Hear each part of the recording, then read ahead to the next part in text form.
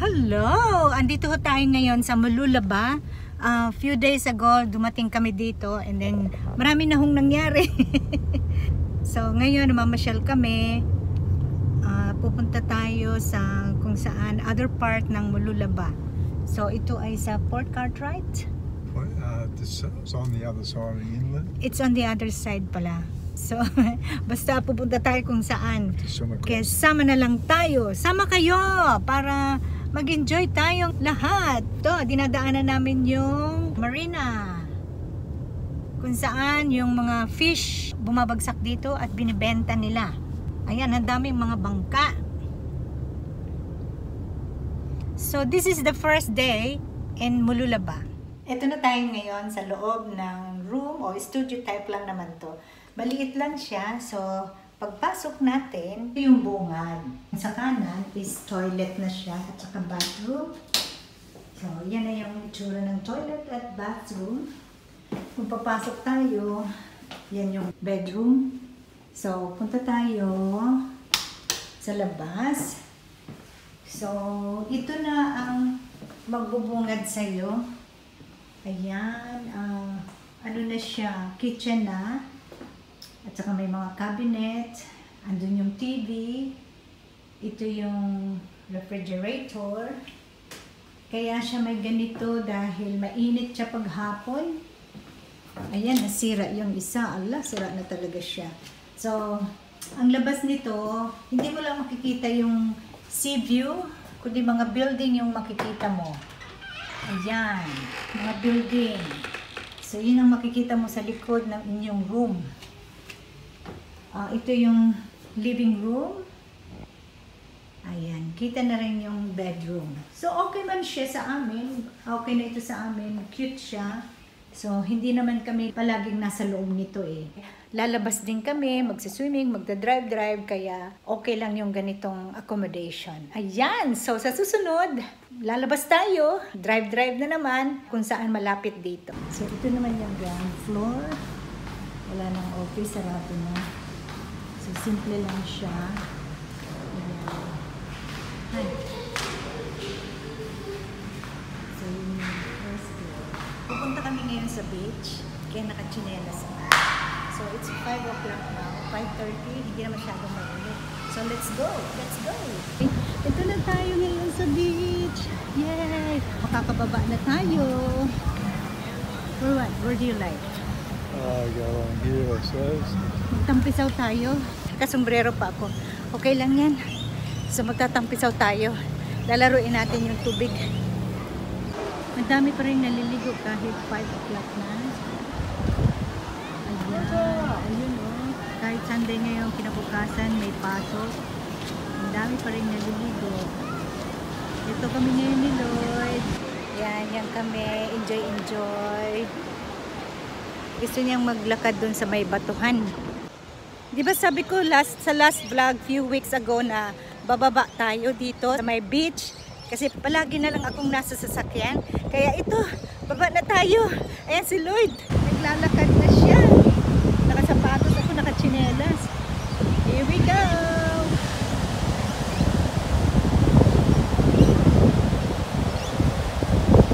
Maganda doon. Maganda itong pumas. Maglakad. Kaya lang madulas. Pero dito na lang tayo. Ay, ang sarap. Ang sarap i-feel ng buhangin ng paa. It's very therapeutic. Lalo na daw dun sa mga nag-radiation treatment. So, ako nag-radiation treatment ako. I think it's good to do this. Ayan. Ito na tayo. Unang tampisaw sa tubig ay talaga nga namang napakalamig. Ano? Ang daming batuhan.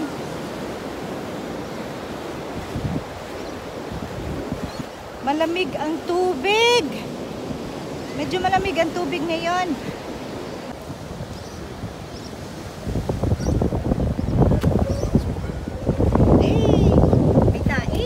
Dapat yung mga dog owner, may dala-dala silang plastic kasi pag tumayo yung aso, dadalhin nila. Tingnan yung mula. Ewan ko, siguro salt yan. Ano? Hindi kaya salt yan. ulan, mabula siya. Hirap.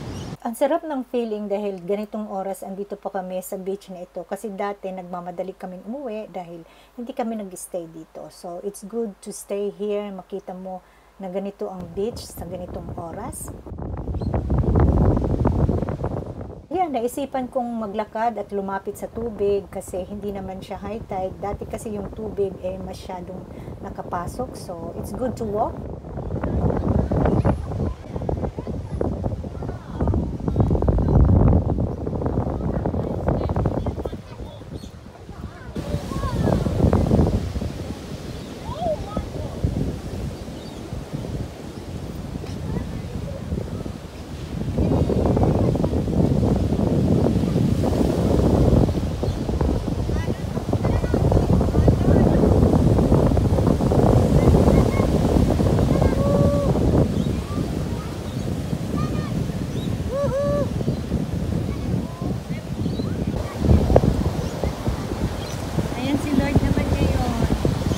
Hindi masyadong malamig yung tubig. It's not cold, Han. The water is a bit warm. Yeah. Ay, tinan mo may nakaupo doon. Ay, sarap umupo doon.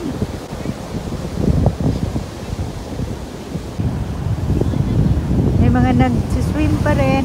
Masarap kasi yung yung temperature ng tubig, hindi malamig ng malamig. That's Port Cartwright. Pupuntahan natin yan bukas or somewhere or any time. So, hindi rin kami nakapunta dyan dahil nawala na rin kami ng oras. Ayan, hindi pa masyadong high tide. Hindi pa kami naabot. Okay, dyan lang sila. Bakit kaya pag nasa dagat, ang sarap ng pakiramdam? It's so refreshing. Maski yung air, yung sound ng waves, napakaganda at talagang marirelax ka. Pero minsan ang dagat ay napakadelikado din. Kaya makikita niyo yan kung bakit. Wag lang kayong titigil sa pagpanood ng video ito. So nagkaroon din kami ng chance na umupo sa harapan ng beach habang kami ay kumakain ng ice cream. It's a bonus for us to do this. Ang sarap ng ice cream at the same time yung hangin at yung dagat. Thank you, Lord, for this blessing. You are so good and kind to us. Bible verses for today. Whom have I in heaven but you, and earth has nothing I desire besides you. My flesh and my heart may fail, but God is the strength of my heart and my portion forever. Andito pa rin kami. Mga gabi na, it's 6 o'clock after sunset. So, first time namin stay sa akin.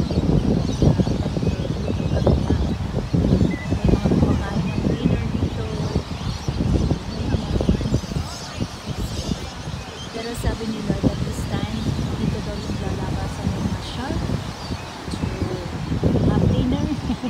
Kaya wala na rin mga tao nagsuswim. Na lang. So, the following morning, lumabas kami at maglalakad-lakad lang. And then, ito yung nakita namin. May isang chopper na umaali-aligid na pala siya for more than an hour.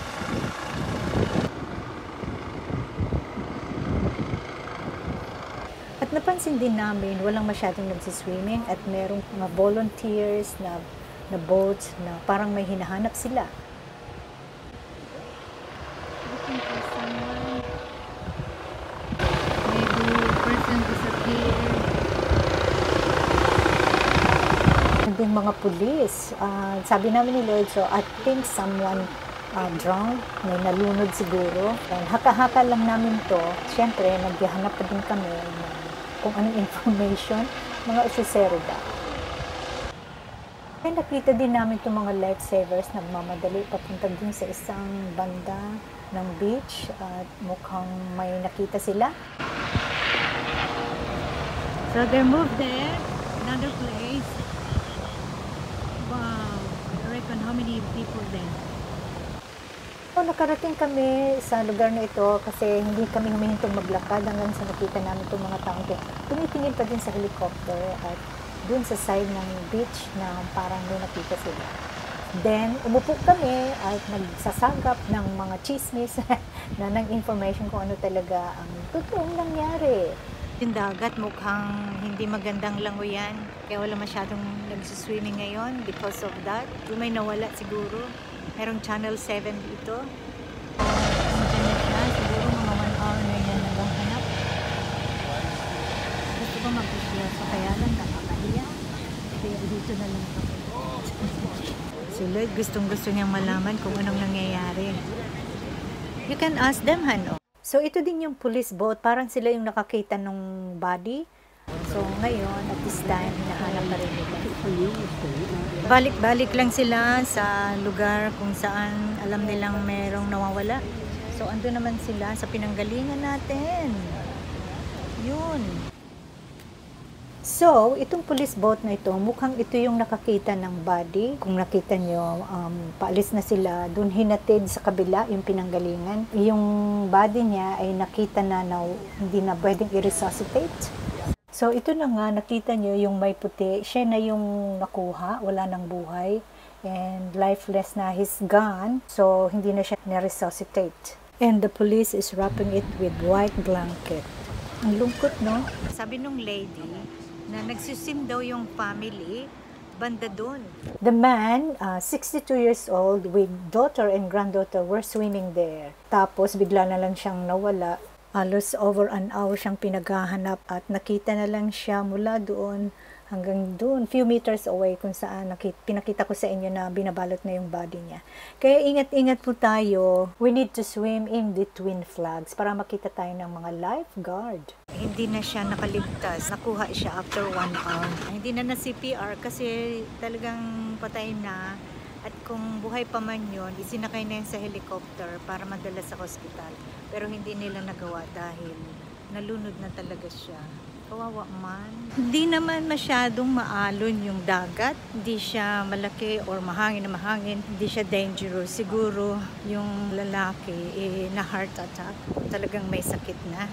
So inabot siya sa dagat. Kawawa man.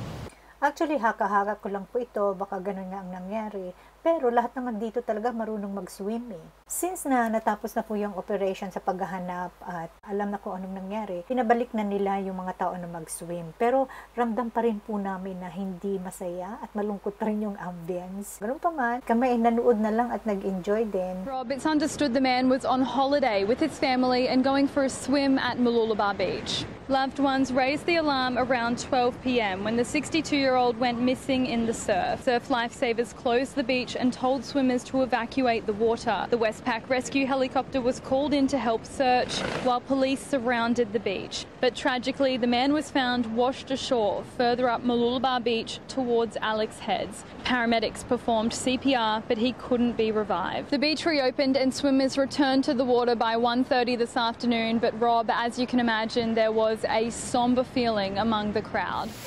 So, hindi rin kami nagtagal at umuwi na kami, bumalik kami sa unit at explore namin yung lugar kung saan kami nagstay. Ito, pakita ko sa inyo yung swimming pool sa first level pero hindi kami naligo. So, marami ding features dito. May spa, may gym. Hi! We're upstairs or on the rooftop of this building.